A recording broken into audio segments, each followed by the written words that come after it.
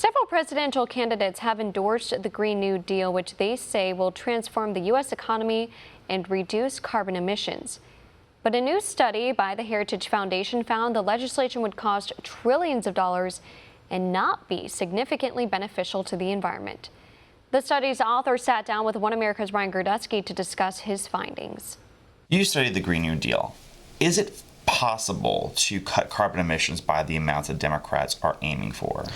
Well, we all want, clean air, clean water, and a healthy environment. And regardless of where you are in the position of climate change, the bottom line is the answer to your question is no. The Green New Deal is not going to be able to accomplish the goals that they say.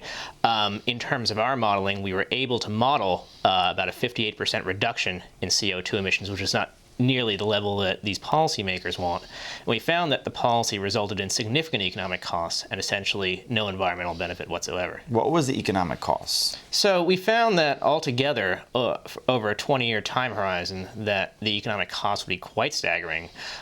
Up to $165,000 on average for a family of four, up to 30% increase in household electricity expenditures on average, and in total $15 trillion loss in GDP, all for essentially no environmental benefit whatsoever, about less than 0.2 degrees Celsius temperature mitigation. Is it because the science isn't there, the technology is not there, or is it just an empty promise made by politicians? I think it's quite frankly the latter, an empty promise made by politicians. I think Ms. Cortez's chief of staff has indicated that they're realizing this, and it's not a question about, climate change. It's more a question about controlling the economy, and what they want to do is seize control away from hardworking Americans and centralize power in Washington, D.C. Not just in healthcare, not just in energy, but in all sectors of the economy. How would the Green New Deal specifically, if it were implemented, take control of the economy?